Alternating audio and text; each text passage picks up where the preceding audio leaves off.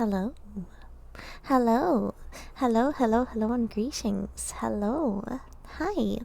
Why do my cat naps always escalate like that? Because I'm an idiot.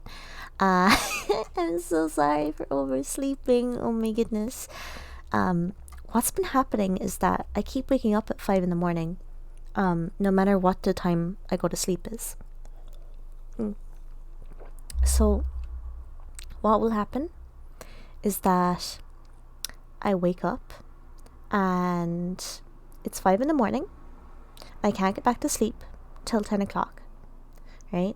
So then I go for a nap around 10 o'clock, and then I end up sleeping for way longer, and then I end up staying up late till like 2 a.m. because I've had such a long nap.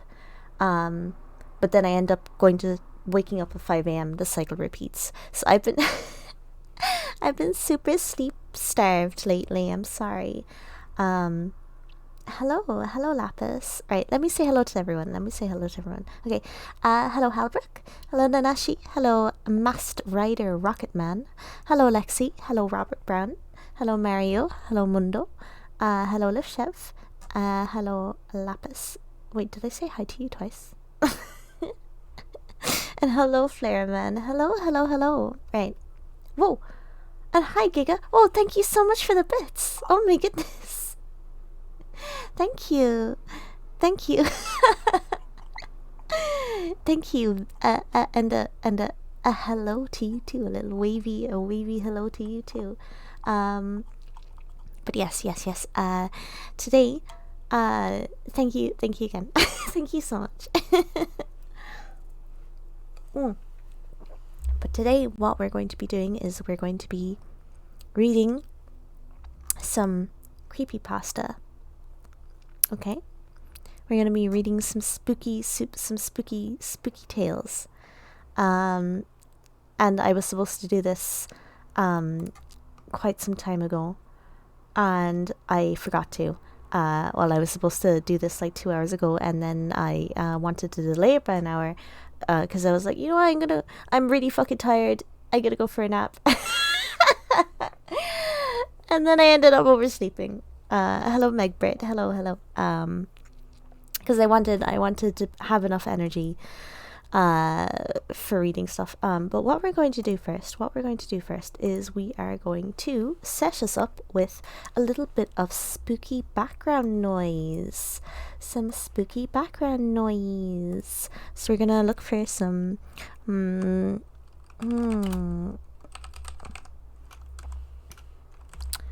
Oh, how about thunderstorm and rain on a tent, huh? Doesn't that sound nice? That sounds pretty nice, right? Oh, that does sound nice. That sounds really cozy. Do you guys want it on a tent? Do you guys want that tent noise as well? Or do you want right, Meiji, I'm going to go and say something, right? I'm gonna say something, by the way. I sometimes I cry if I get scared when I'm reading creepypastas. So if I start tearing up, I'm sorry. I don't know why I get all scared. Will you read the McDonald I don't know the McDonald creepypasta. I don't know it. And you too, it's part of the fun. I just know my eyes just start watering. I get really freaked out. But yes, let's start. So I'm gonna start with one called a Nancy's Goatman story. Okay.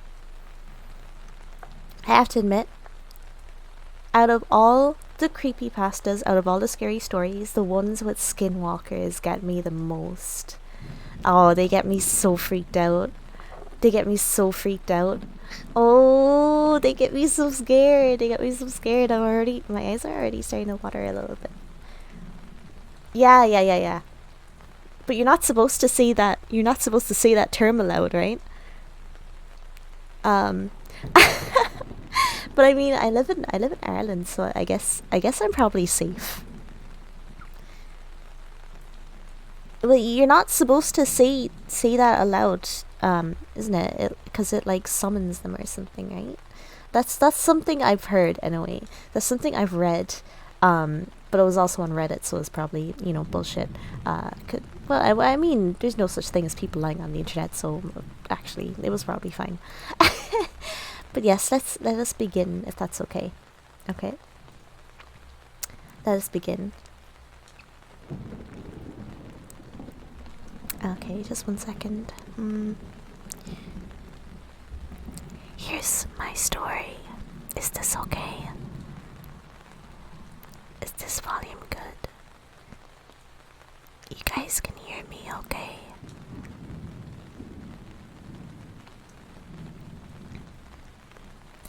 It starts with some fake green texting. Here's my story. P16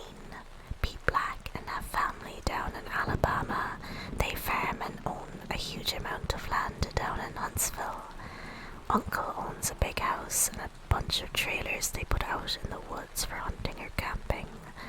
Down south, cousins suggest that we go out there to camp. No, I'm a city kid from Chicago, so they tease the fuck out of me. Collect wood, kill a pig and some chickens, and bring necessities to camp out for a few days. We get to the camp and it's obvious something is weird. Air has this weird electric smell, like right before a storm, like ozone. We think nothing of it, and unpack and go down to a little creek to swim for a few hours. All of a sudden, some older white guy and a white teenager come out of the bushes. He has a shotgun in the crook of his arm and says hello and asks us what we're doing this far back in the woods.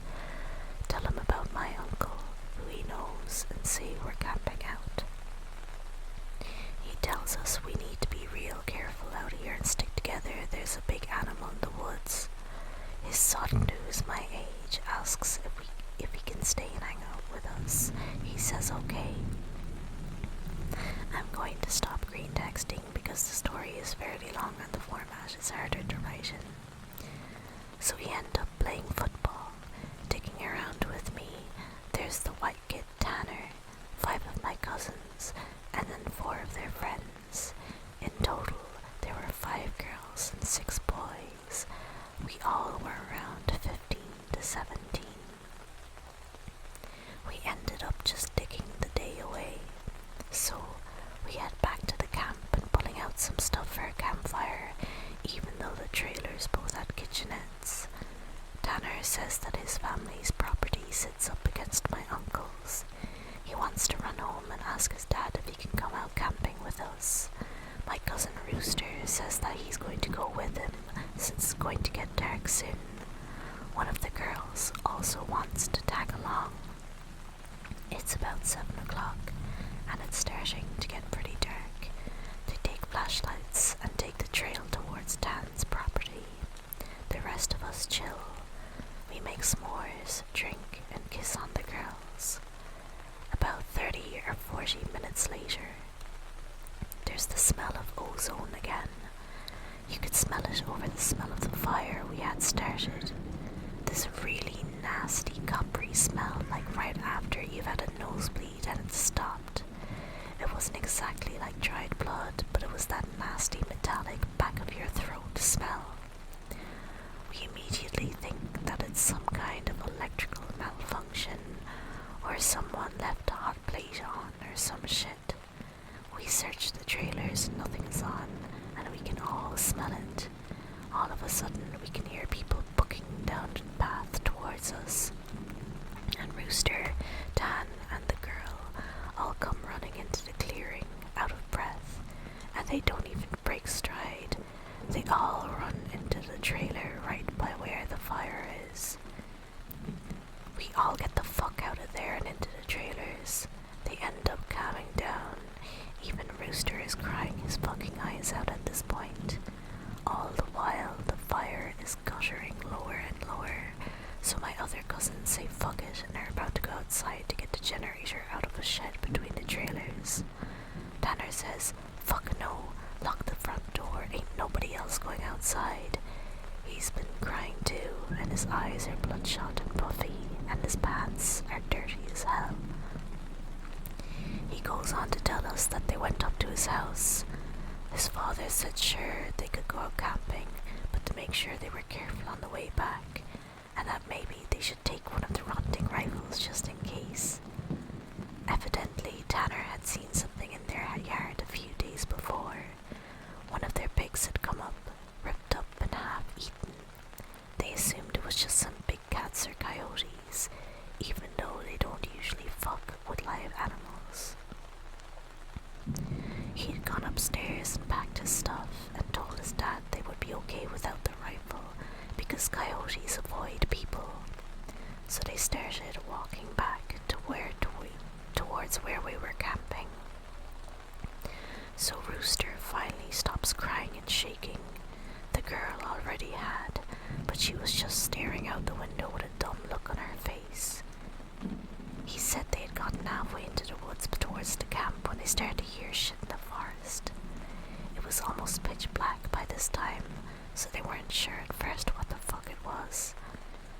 says that she heard something in the bushes right off the trail, and they all beamed their flashlights over there. There was someone standing back in the woods in a little hollow. Rooster says that they shouted at him and told him he was scaring the fuck out of them and what a dick he was. He says that's when he realized the guy was facing away from them, so they keep walking, and they start smelling that nasty coppery ozone smell. They say that they look off into the forest on the opposite side, and it's a dude standing in the forest, backwards, slowly closer to the path. So now they start power walking, and Dan keeps going, I should have taken the fucking rifle. As they're telling the story, the smell is still super strong, even inside the cabin. They say that after they start walking faster, a kind of low gibbering had started coming from both sides of the wood, and as they start booking it back to the trailer, the girl said she'd flashed her flashlight out into the woods to the side of them and had seen something jerking itself through the woods. The gibbering just got louder and louder, and when they could see the light from her campfire, something had come out of the woods and about 40 yards behind them onto the track, and they had just flat out ran as hard as they could to the trailer. So we're out in the fucking woods, and we're assuming at this point it's some rednecks or some shit trying to fuck with us. All of a sudden, my other cousin Junior started going on about how he went to school with a native kid that was telling him about the goat man or some shit. We promptly tell him to shut the fuck up because we don't need any spooky talk right now. But he just keeps going on and on about how it's the fucking goat man and how we're in his woods and blah blah blah. Now at this time I'd never heard of the goat man or anything like that, but then a couple of years ago, the year before I graduated from college, I had a menom for a roommate and I ended up asking him about it. And to sum it up, it's basically a fucking man with the head of a goat, and he can shapeshift, and I gets among a group of people to terrorize them. It's supposed to be kind of like a skinwalker, and it's bad mojo to even talk about it, and even worse if you see it. Keep in mind, I didn't know this back when I was 16. So my cousin is going, the goat man's going to get in and fucking get us. The girls are all terrified, and my cousins and I are all trying to figure out if it's some hillbillies or if it's some animal. So all of a sudden the smell just goes away. Like to this day I haven't even experienced anything like it. Like usually smells fade away or lessen. It was just there and then not the next second. So it's after an hour, making it around 9 or 10. We've stopped shitting bricks enough to go back outside and stoke the fire again. We figure out it was some assholes trying to fuck with us, so we don't go back home because we think if we do, they'll chase us through the woods or some crazy shit. Nothing else weird happens that night, and we stay another night, and for the main part of the night nothing happens. At about 1 in the morning, we're outside getting drunk and telling ghost stories. As someone is finishing some too spooky story, I don't remember what about. The smell comes back. It's so fucking strong that one of the girls literally starts vomiting. I stand up and you can actually feel how clammy the air is. I say we should just get inside, and this isn't right, we should have just fucking left. We all go back inside and we're standing around. My cousin just keeps going on about how it's the goat man, and my cousin Rooster tries to shut him the fuck up, and all the while I'm just feeling that something is wrong, and I can't remember, and I can't figure out what the fuck it is. We end up sitting in there for a while. The smell is just as strong, and we're terrified and all huddled in this camper. We end up cooking brats for everyone because nobody wants to go outside. It's one of those packs with 4 brats. We have a total of 3 packs. I grill them up on the stove and give everyone a hot dog. I get mine. After a while, one of my cousins gets up and goes over to the pot to get another one. He starts grumbling else only got one, and I look at him like he's fucking stupid.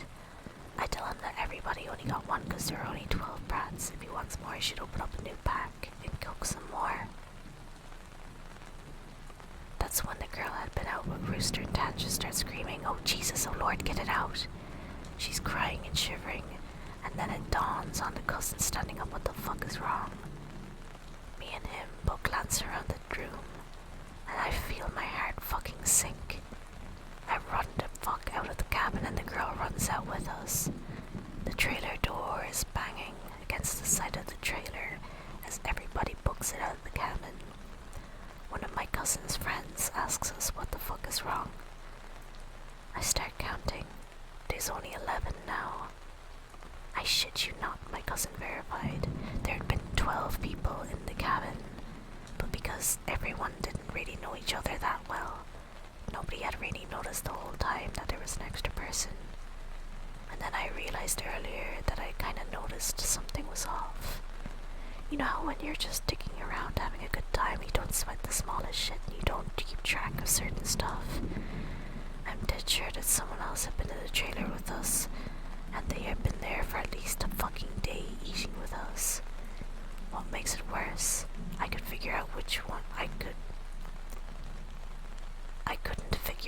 one because I don't think anyone ever actually interacted with the other person. The girl kept praying to Jesus, and we're all sitting outside. Eventually, we get big ass sticks and go back into the cabin. Sorry, just 1 second. I need to go and turn off some reviews, if that's okay.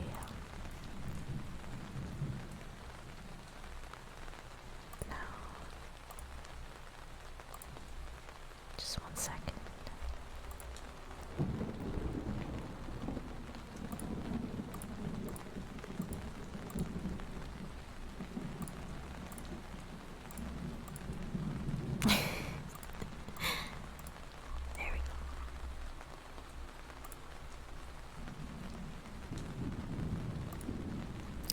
Sorry about that. Oh, thank you so much for the sub, Gimme. Thank you. Thank you so much. The girl kept praying to Jesus and we're all sitting outside. Eventually we get big ass sticks and go back into the cabin, but there's nobody in there. We count again and there's 11 people. We go back into the trailer and lock the door. We explain what the fuck happened, and she says she realized too, and that when she was about to say something, the person sitting next to her had grabbed her leg hard and leaned over towards her and said something she couldn't understand. So we were pretty much scared as fuck as we huddle together and I fall asleep. When I wake up, the sun is just coming up and half the people are asleep and the other half are packing their shit up. We all want to walk back home, but like 4 people want to stay until the sun is all the way up, and some people think that we're just fucking around and still want to stay at the trailers. I just want to get the fuck out of the woods. The girl's name was Kira, the one that the goat man had touched. Anyway, I asked her if she really thinks it was something bad, and she says she just wants to go home and she doesn't want to be out in the woods alone for another night. So we decide to split up. The 4 that want to go can, but I have to stay because I have the keys to the cabin and it's my uncle's and I have to lock up. I'm super pissed at this point because I feel like people aren't taking this shit seriously, and I definitely don't want to be out in the woods for another night.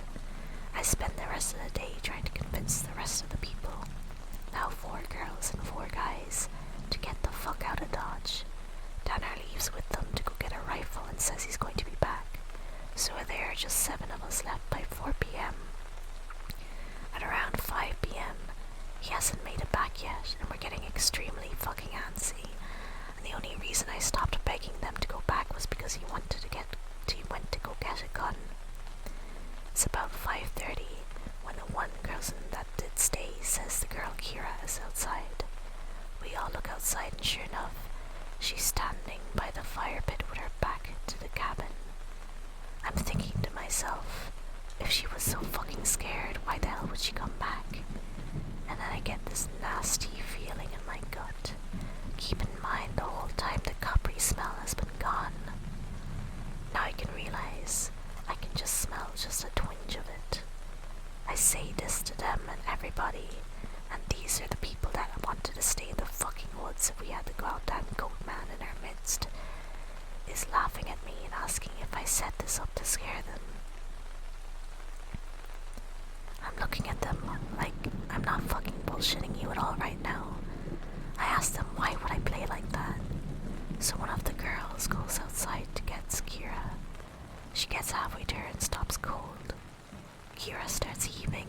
I don't know how the fuck to describe it. Sort of like if someone with their back turned was laughing without actually making any sound. It was this fact that made me realize there was not a fucking sound in the whole woods.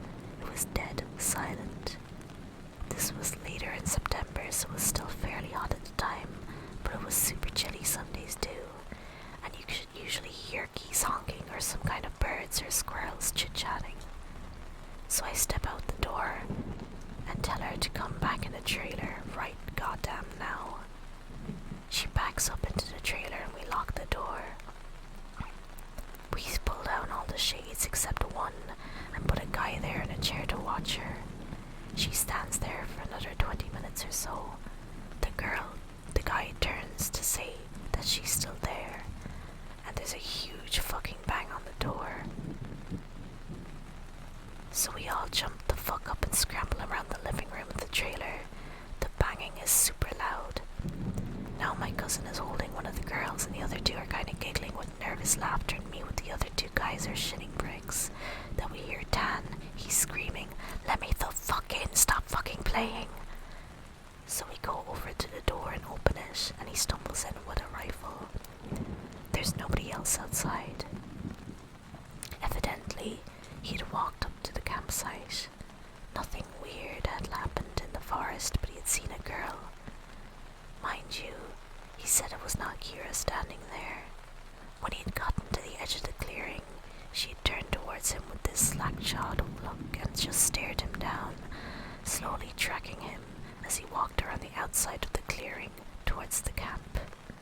He said it wasn't until he was almost halfway to the trailer he realized that she was getting closer to him. She had started off by the fire, and without him even seeing her move, she had been turning, inching closer.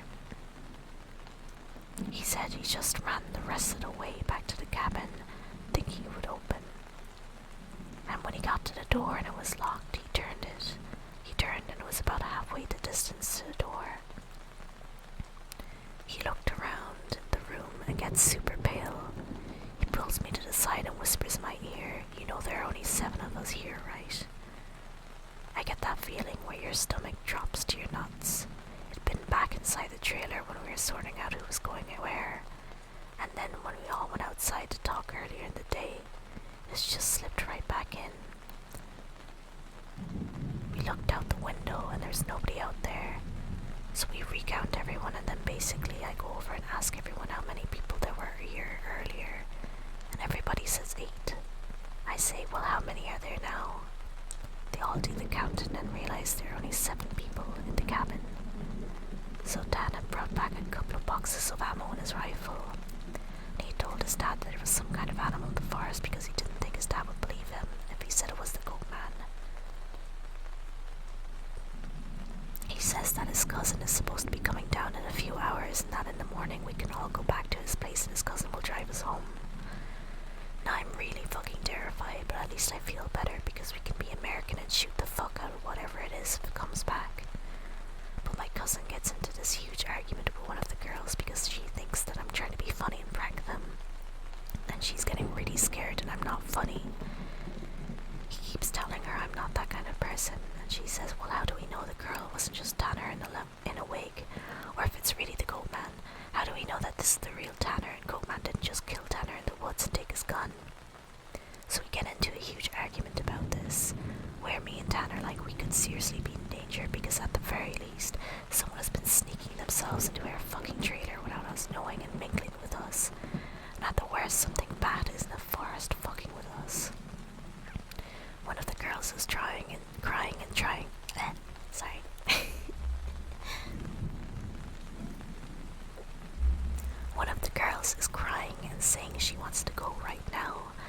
trying to tell her that we shouldn't because none of us are walking through the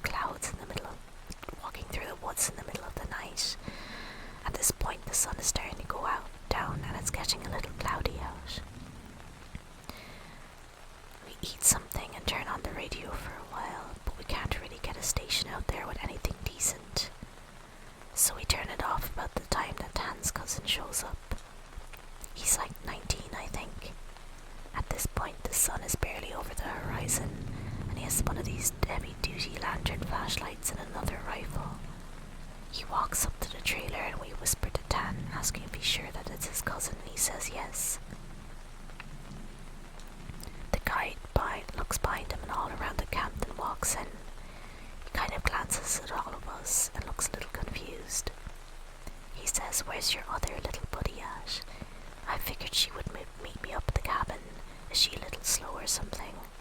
He also asked whether we had been cooking blood in the cabin, because it smelled like blood in hot pans all the way up the trail. We were all like, nope. But we asked him what the fuck he's talking about with the girl he saw. He'd come down the same trail Dan had been using, and he'd come up on one of Yu's guy's buddies standing in the middle of the trail, looking at him slack-jawed. He had asked her a bunch of questions, but all she did was just look at him. Then she smiled at him, and he said he kept walking. She couldn't seem to keep up with him and kept lagging a little behind him. He had asked her if she was hurt or something, and if she needed any help. But she'd continued to stare. Eventually, he had been walking and turned around a bend in the trail, but when he turned around and went back to see if she was okay, the trail was empty. He'd assumed she had taken some shortcut through the woods to her trailer. We tell him the whole story of what'd been going on. I half expected him to say we were full of shit, but he just listened and then sat down on the couches in the living room. Tanner's cousin gets back to the girl. He says when she had been kept trying to lag behind him, it had kind of weirded him the fuck out, so he tried to keep her in front of him, but no matter how slow he walked, she was always lagging a little behind. And then he smelled this nasty smell, and it got stronger as he got to camp. Eventually, it got really fucking strong. She had said something really low that he didn't catch, and when he had turned around, she'd been right the fuck up on him, and he stepped back from her. He was at this point, he had asked her if she was okay, and if she wasn't, him to carry her in back the rest of the way, and she just kept staring. He said he reached out for her, as in to grab her on the shoulder, but he must have misjudged the distance, because she was off to the side of where he'd put his hand, like she had moved while he was looking dead at her. So at this point we know this shit's real, unless Tana's playing a joke, which we can tell he's not, because he's almost pissing his pants. So they load up their rifles, we eat some more, and we just kind of sit around until 11. To this fucking day, every time I think about it, I really pray to God that it's some huge prank that my cousins played on me and just never revealed, so I would shit for the rest of my life. At around 11, the stink of copper turns into an actual nasty, gross blood-like smell, like cooking blood and singed hair. Dan and his cousin Reese get the fuck up instantly and grab the rifles. There's this half knocking, half clawing at the door, and I shit you not, there's this voice, and it sounds like when you see these YouTube cats and dogs whose owners teach them how to talk. It says in this halting, weirdly toned voice, "Let me the fuck in, stop fucking playing." It made my fucking nuts creep up against my body, and one of the girls starts crying and calling on Jesus. It was so obviously not a person talking. It didn't have the right cadence, and that's some shit I'd never realized until that moment. But all people have a certain cadence when they talk, no matter what language. All people have a certain kind of rhythm to talking. This shit didn't have any cadence or rhythm. those YouTube cats. That's what the fuck it sounded like outside the door. So now I'm in full on terror no mode. We keep yelling outside, who is it? Stop fucking around, man. And it just keeps saying in, or let me the fuck in, for almost 15 minutes. So then the smell goes away for a while, and for the next hour or so you can hear someone basically creeping around in the woods and shit. Every couple of minutes it comes back to the door and says something. And finally, when the smell fades away, it's around 2 in the morning. Reese says, man, fuck this, and opens the door and walks outside with his rifle. He fires a shot into the air and says something to the effect of, in the name of Jesus Christ, go away. He fires 2 more times, and then from the woods right up against the river, across from the trailer, it sounds like something is slowly gibbering and hooting. Then it starts screaming, and it sounds like a woman and a cat in a bag and screaming together. Like I've never heard any shit like that. And you can hear the brush away that over that way start to shake. Reese fires over into the tree line and then starts backing into the house. We lock the door. We can hear the shit keening and screaming. Reese says something had come out of the bushes, super low to the ground and crawling towards the cabin. He had shot at it. Pretty much that was how the rest of the night went. It was literally screaming constantly for the next 2 hours, and we could hear shit moving out into the tree line. But it never came back to the cabin until everyone had finally fallen asleep. Dan had been sitting in the chair watching the door with his rifle. Nobody else heard or saw this, and he told me 2 days later, after the whole thing was over. He said he had been nodding off after the screaming and noises finally stopped, and he had been almost asleep when he saw someone come out of the bathroom and then lay down in the middle of the floor and go to sleep. He just assumed it was one of us and had nodded off. Then he said he kind of realized something was wrong, and while pretending to be sleeping he counted us. There were 9 people in the cabin. He basically didn't want to try to shoot at the fucking thing in the cabin and have it kill us all then and there, or have Reese wake up and then start shooting and we kill ourselves. So we just stayed awake all night, pretending to be asleep. He said sometimes it would stand up and do this weird jittery thing, or heave like it was laughing, but then it would lie back down. The story closes pretty weak because from my perspective nothing happened. We woke up, and I noticed that Dan was a little jittery and he was avoiding looking at all of us. But we ate some breakfast, packed up, and started walking to his house. He stayed last in the cabin, and he said he'd lock up and bring my uncle's keys to just start walking and he'd catch up, which I really didn't want to do. We got a little bit up the path, and when he came running up, basically we just jogged back to his house. His cousin took us home. There was a window in the bathroom. Dan had gone back up to lock up and looked in there. We were too stupid to lock a screenless window. The window was fucking up when he went in there. I'm guessing it had been doing that all along, waiting for us to fall asleep or slip up and then getting in among us. It walked with us all the way back to his house, and then it said it lagged to the back of the group and looked him dead in the eyes before walking back into the woods.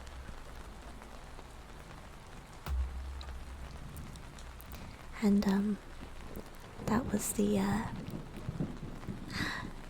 the first story. Oh my god, Mario. No, Mario, don't. That was a Nancy's Goatman story. That was really scary. that was pretty sus. But I will admit though that was a little bit scary. It was a little bit scary to read it. I did tear up in a couple of bits.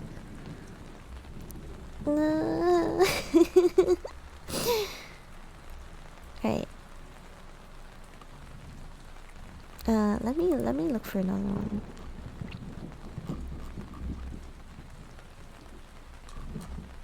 Okay. Cause I kind of just saw that one.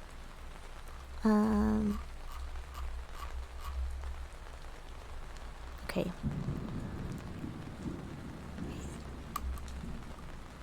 I'm gonna read another one, if that's okay. Do I have the original story to link? I do. 1 second. Look. No, that's not it. There it is. I got it from a creepypasta wiki. Here you go. There you guys go.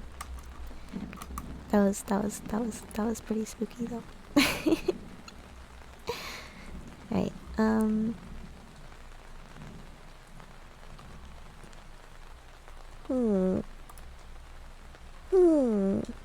And I don't know what next to read.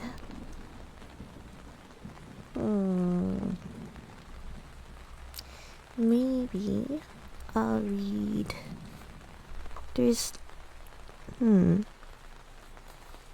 don't know.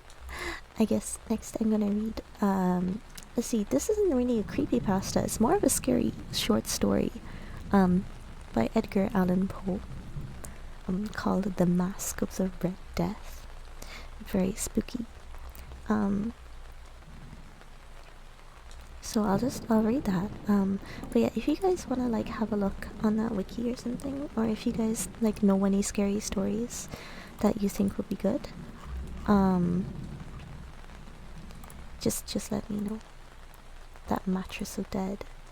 Wait, the mask of the Red Death.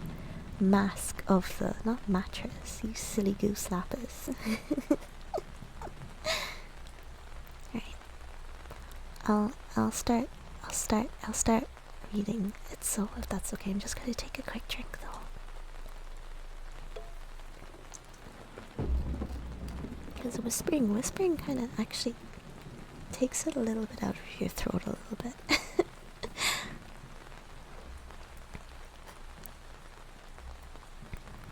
The Red Death had long devastated the country. I'm actually gonna give you guys the link as well if you want to read along. The Red Death had long devastated the country. No pestilence had ever been so fatal or so hideous. Blood was its avatar and its seal, the redness and the horror of blood. There were sharp pains and sudden dizziness, and then profuse bleeding at the pores with dissolution. The scarlet stains upon the body, and especially upon the face of the victim, were the pest ban which shut him out from the aid and from the sympathy of his fellow men. And the whole seizure, progress, and termination of the disease were the incidents of half an hour. But the Prince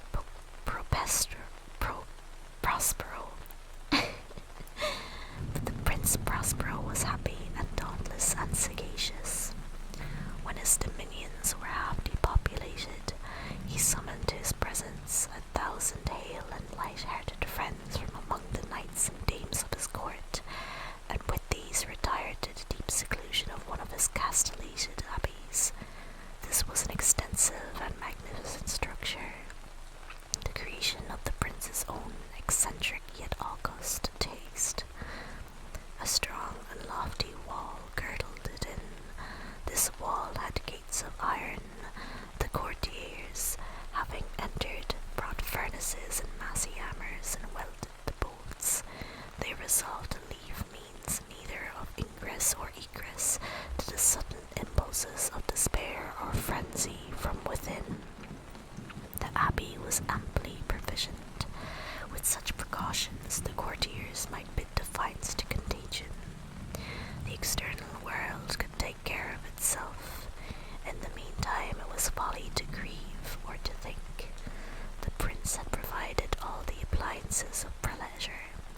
There were buffoons, there were improvisatori, there were ballet dancers, there were musicians, peace, there was beauty, there was wine. All these and security were within. Without was the Red Death. It was close towards the 5th or 6th month of his seclusion, and while the pestilence raged most furiously abroad, that the Prince Prospero entertained 1,000 friends at a masked ball of the most unusual magnificence. It was a voluptuous scene, that masquerade, but first let me tell of the rooms in which it was held. There were 7, an imperial suite. In many palaces, however, some such suites form a long and straight vista, while the folding doors slide back nearly to the walls on either hand, so that the view of the whole extent is scarcely impeded. Here the case was very different, as might have been expected from the Duke's love of the bizarre. The apartments were so irregularly disposed that the vision embraced but little more than one at a time. There was a sharp turn at every 20 or 30 yards, and at each turn a novel effect. To the right and left, in the middle of each wall, a tall and narrow Gothic window looked out upon a closed corridor which pursued the windings of the suite. These windows were of stained glass whose colour varied in accordance with the prevailing hue of the decorations of the chamber into which it opened. That at the eastern extremity was hung, for example, in blue, in vividly blue, were its windows. The second chamber was purple in its ornaments and tapestries, and here the panes were purple. The third was green throughout, and so were the casements. The fourth was furnished and lighted with orange, the 5th with white, the 6th with violet. The 7th apartment was closely shrouded in black velvet tapestries that hung all over the ceiling and down the walls, falling in heavy folds upon a carpet of the same material and hue. But this chamber only, the colour of the windows failed to correspond with the decorations. The panes here were scarlet, a deep blood colour.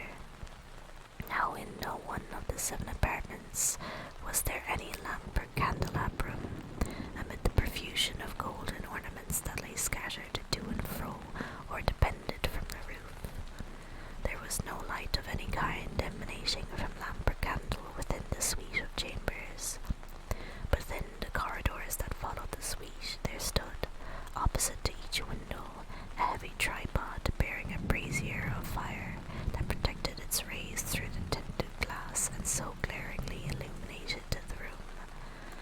And thus were produced a multitude of gaudy and fantastic appearances. But in the western or black chamber, the effect of the firelight that streamed upon the dark hangings through the blood-tinted panes was ghastly in the extreme, and produced so wild a look upon the countenances of all those who entered, that there were a few of the company bold enough to set foot within its precincts at all.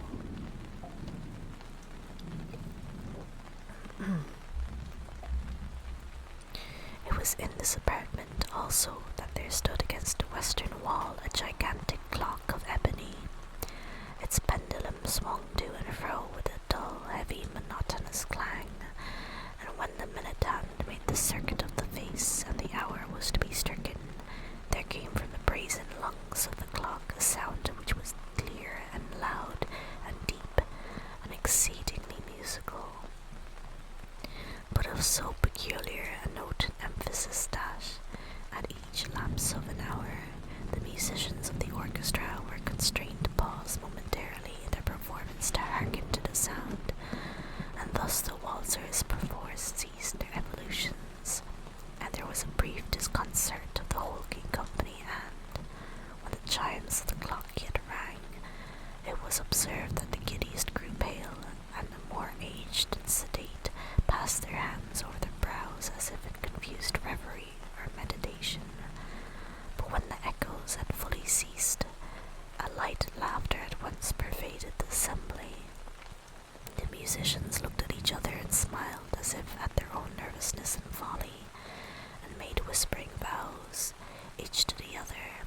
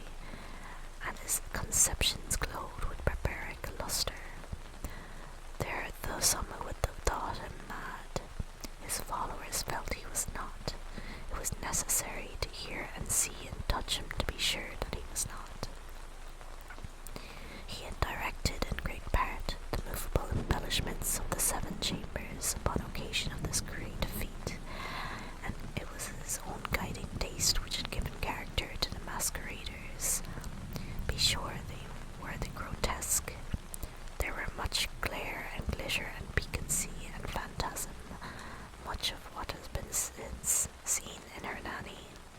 There were arabesque figures with unsuited limbs and appointments. There were delirious fancies such as the madman fashions. There was much of the beautiful, much of the wanton, much of the bizarre, something of the terrible, and not a little of that which might have excited disgust. To and fro in the 7 chambers there stalked, in fact, a multitude of dreams, and these, the dreams, writhed in and about, taking you from the rooms, and causing the wild music of the orchestra to seem as the echo of their steps. And anon there strikes the ebony clock which stands in the hall of the velvet, and then for a moment all is still, and all is silent save the voice of the clock. The dreams are stiff frozen as they stand, but the echoes of the chime die away. They have endured but an instant, and a light, half-subdued laughter floats after them as they depart. And now again the music swells, and the dreams live and writhe to and fro more merrily than ever, taking you from the many tinted windows through which stream the rays from the tripods. But to the chamber which lies most westwardly of the 7, there are now none of the maskers who venture, for the night is waning away, and there flows a ruddier light through the blood-coloured panes, and the blackness of the sable drapery appalls, and to him whose foot falls upon the sable carpet, there comes from the near clock of ebony a muffled peal more solemnly emphatic than any which reaches their ears who indulge in the more remote gaieties of the other apartments. But these other apartments were densely crowded, and in them beat feverishly the heart of life, and the revel went whirlingly on, until at length there commenced a sounding of midnight upon the clock, and then the music ceased, as I have told, and the evolutions of the waltzers were quieted, and there was an uneasy cessation of all things, as before. But now there were 12 strokes to be sounded by the bell of the clock, and thus it happened, perhaps, that more of thought crept, with more of time, into the meditations of the thoughtful among those who revelled, and thus, too, it happened, perhaps, that before the last echoes of the last chime had utterly sunk into silence, there were many individuals in the crowd who had found leisure to become aware of the presence of a masked figure which had arrested the attention of no single individual before. And the rumour of this new presence having spread itself whisperingly around, there arose at length from the whole company a buzz or murmur expressive of disapprobation and surprise, then finally of terror, of horror, and disgust. In an assembly of phantasms such as I have painted, it may well be supposed that no ordinary appearance could have excited such a sensation. In truth, the masquerade license of the night was nearly unlimited, but the figure in question had out-Heroded Herod, and gone beyond the bounds of even the prince's indefinite decorum. There are chords in the heart of the most reckless which cannot be touched without emotion. Even with the utterly lost, to whom life and death are equally jests, there are matters of which no jest can be made. The whole company, indeed, seemed now deeply to feel that in the costume and bearing of the stranger neither wit nor propriety existed. The figure was tall and gaunt, and shrouded from head to foot in the habiliments of the grave. The mask which concealed the visage was made so nearly to resemble the countenance of a stiffened corpse that the closest scrutiny must have had difficulty in detecting the sheet. And yet all of this might have been endured, if not approved, by the mad revellers around, but the mummer had gone so far as to assume the type of the Red Death. His vesture was dabbled in blood, and his broad brow, with all the features of the face, was besprinkled with the scarlet horror. When the eyes of Prince Prospero fell upon the spectral image, which with a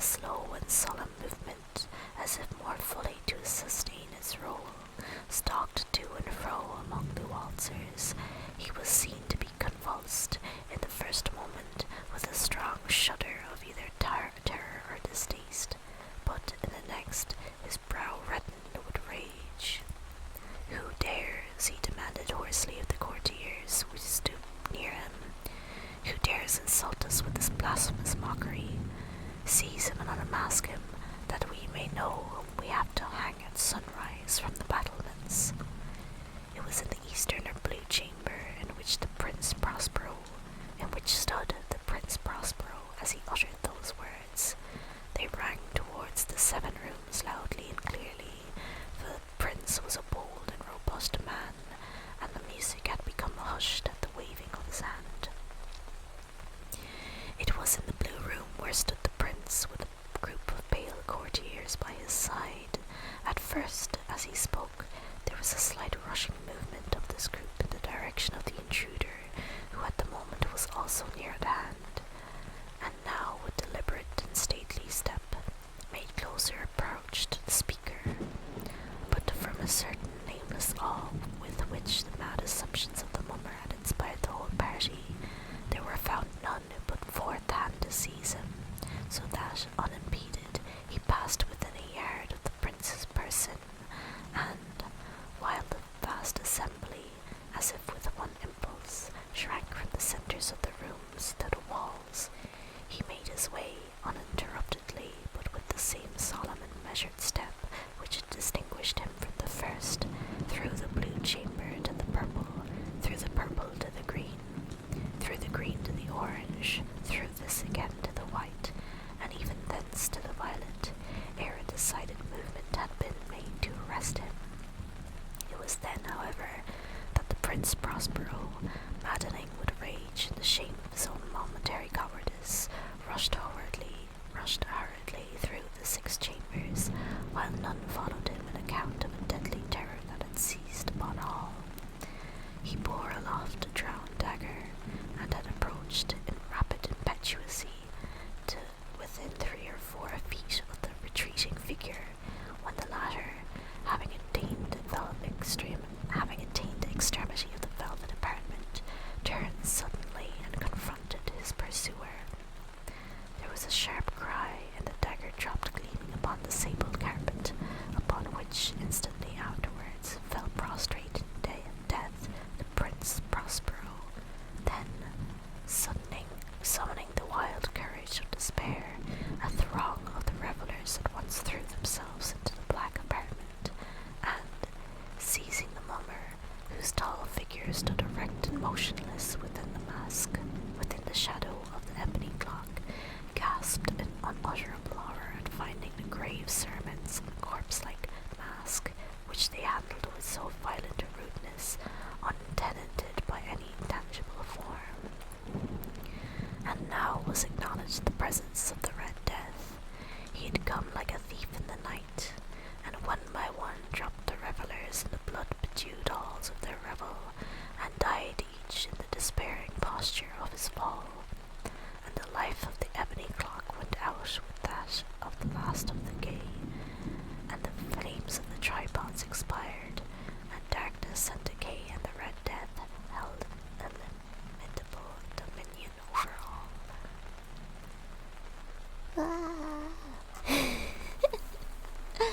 And that was some Edgar Allan Poe. I hope you guys are doing okay. That was a pretty good story. The imagery was pretty cool, I think.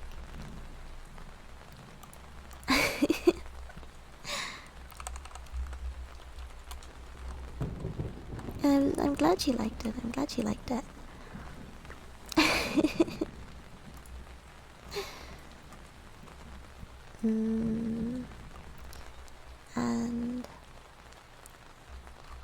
But yes, I think that not gonna lie, stream was too comfy and you fell asleep. That's good though. I'm glad. If you can fall asleep to me reading, then that's a good that's a good thing. However, I probably will make it a really short stream and end it here. Just because I'm not used to reading aloud, so my throat hurts quite easily, and whispering for an hour does a lot of strain on it. So I hope that was okay. I hope you guys found that relaxing. I'm probably gonna try and do like this kind of ASMR stream every week, just because it's kind of comfy to listen to. You know, it's nice. It's nice to just put on some rain in the background and just like hang out for a little bit. Hang out for a little bit together. But yes, so let us go and find someone to read, if that's okay. One second now. Wow. Shh, quiet. We might actually raid Congo if that's okay. He is currently holding a lecture on chat and on dead air for content creators. So I think that would be interesting to listen to. So I will move you guys on, okay? Thank you very much for hanging out with me. I hope you guys have a wonderful day. And I'm sorry again for the stream being so short, and I'm sorry for being late. Oh my god. And I hope you guys have a fantastic afternoon or day or evening or morning or night. And I will try and do more reading streams. Thank you so much. Thank you so much. And I hope you guys have a great day. And I am really sorry.